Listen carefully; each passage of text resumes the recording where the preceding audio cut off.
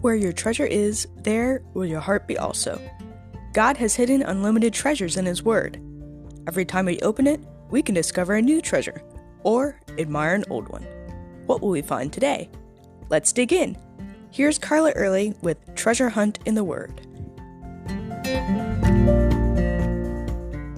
One of the most life-transforming verses for me was Psalm 31:15.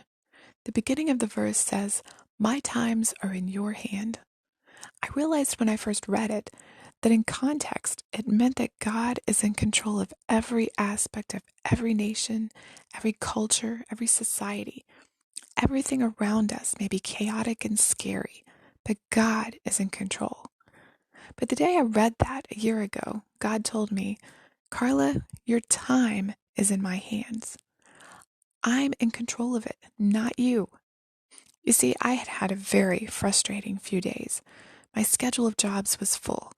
I'm an interpreter for the deaf, and many times I accompany deaf clients to doctor's appointments. And I'm sure you understand how time-consuming doctor's appointments can be. Added to that, there'd been some mix-ups. People hadn't shown up, or they'd canceled, and the receptionist hadn't let us know. So I'd been very frustrated. But that morning, God told me I needed to just chill out and let Him work. He had a different schedule, and He would put me where He wanted me, when He wanted me there. So I went to my next appointment with expectation. I said to God what it says in Psalm 31:14, "I trust you, O Lord. I say, you are my God."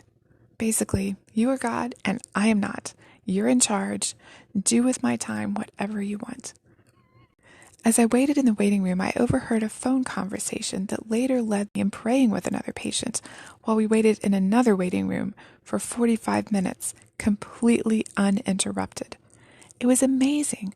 If God hadn't emphasized to me that morning that my time was in His hand, I would have been chafing at the bit, frustrated at the 2 hours I spent in that particular office, annoyed and complaining. I wouldn't have been expectant.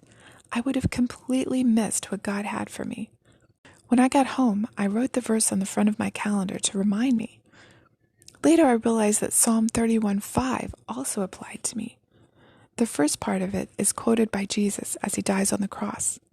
He said, "Into your hand I commit my spirit." But I realized that I needed to say this daily, sometimes hourly. My spirit, my outlook, my attitude isn't always what it should be. But when I put my spirit into His hands with trust and confidence, knowing that the safest place to be is in His hands, my anxious, angry, or frustrated spirit will be calmed, infused with joy, and ready to face the world. My minutes are His to order and do as He pleases, big and little, whether it changes the trajectory of my life or it gets me to the next step. The timing of everything is His to control. Not mine, not my boss's, not my enemies, not fate's, but God's. I'm now glad that it's in His hands, in His wisdom and guidance and faithfulness. I know I can trust Him with my time, with my spirit, with everything, and He will get the glory for it. I'd love to hear your stories of God's timing in your lives. You can contact us at treasurehuntintheword@gmail.com and check out our new website. You can find the address in the description below. I'm Carla Early, and thanks for listening. And remember, where your treasure is, there will your heart be also.